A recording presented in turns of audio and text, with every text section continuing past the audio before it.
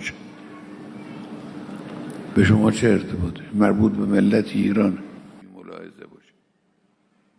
مثل حرکت داعش به نظرشون میرسه که مرتبا میگه رئیس جمهور آمریکا که ارتش ما قوی‌ترین ارتش دنیاست.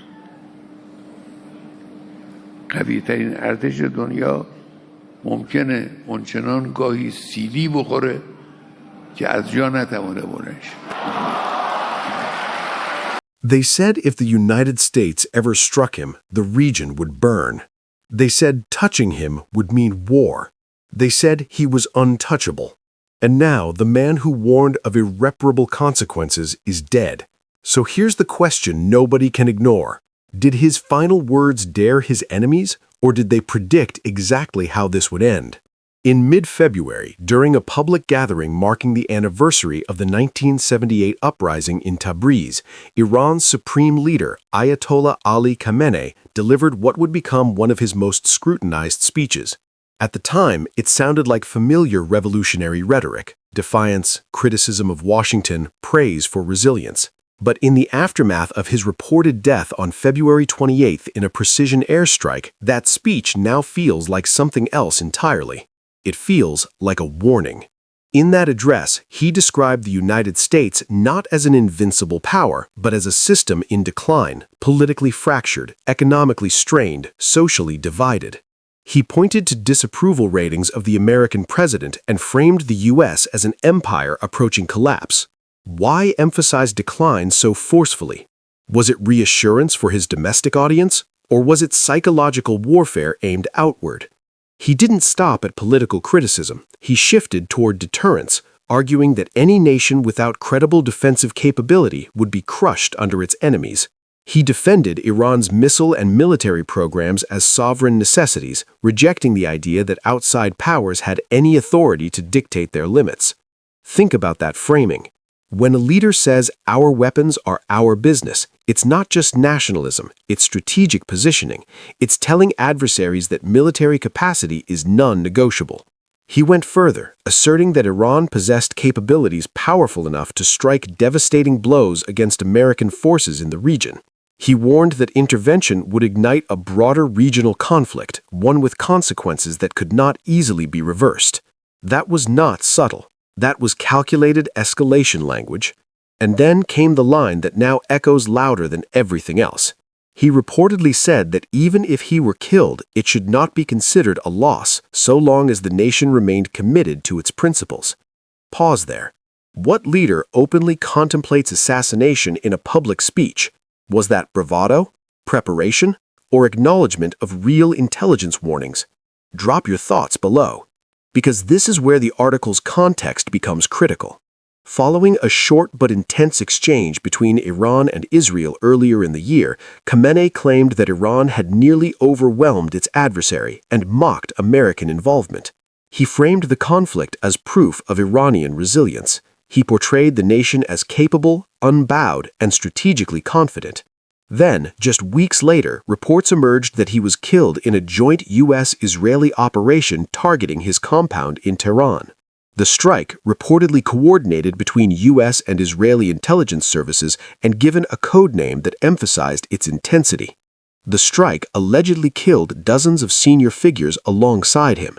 If accurate, this was not symbolic. This was decapitation strategy. And that raises a dangerous geopolitical precedent. When one state eliminates the supreme authority of another sovereign state, the global calculus shifts.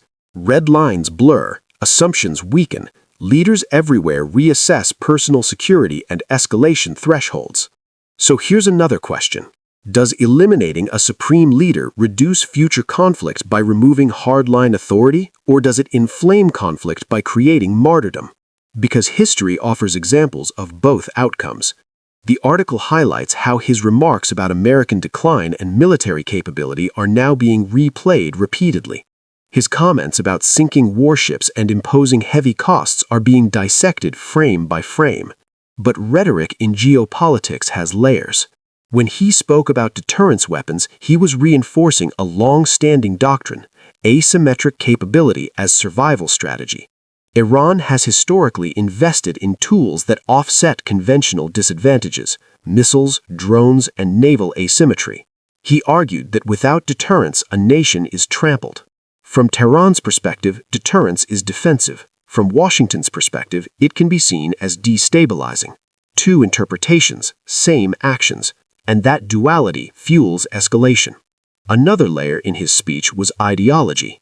By referencing historical revolutionary principles and invoking steadfastness, he tied current tensions to a larger historical narrative. That transforms policy disagreements into civilizational struggle. When conflicts are framed that way, compromise becomes harder. So when he said that his death should not be considered a loss if principles endure, he wasn't speaking personally, he was speaking institutionally. He was reinforcing permanence. Now imagine being a decision-maker watching that speech. Do you interpret it as strength, as defiance, as a challenge? And if intelligence suggested that tensions were already nearing confrontation, does rhetoric like that accelerate decision-making?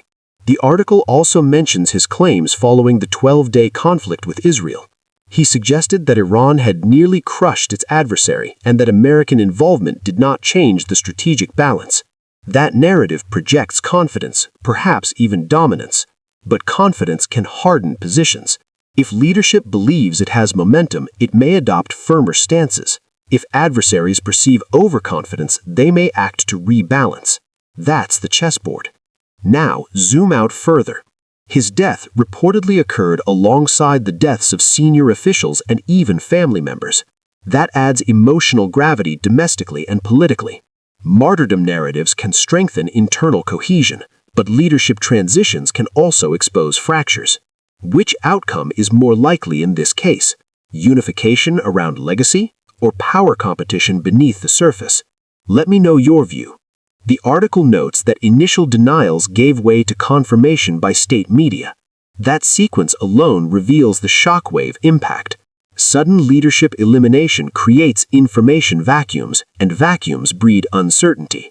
Markets react, regional actors reposition, allies calculate exposure, and his February speech becomes not just commentary but legacy framing.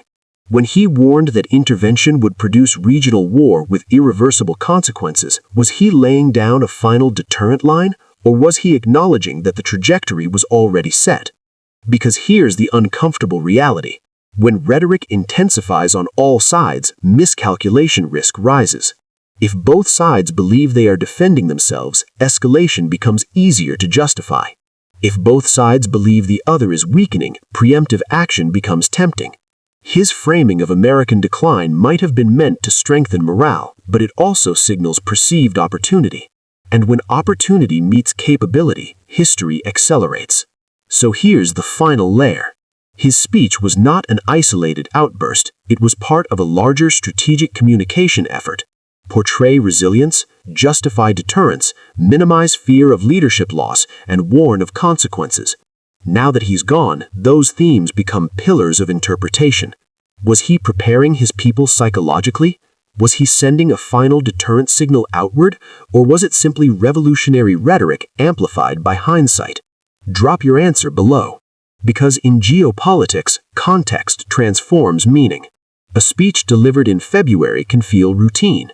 A speech replayed after a leader's death can feel prophetic. And when leaders publicly contemplate assassination, defend military capability, and warn of regional war, and then are eliminated weeks later, history takes notice.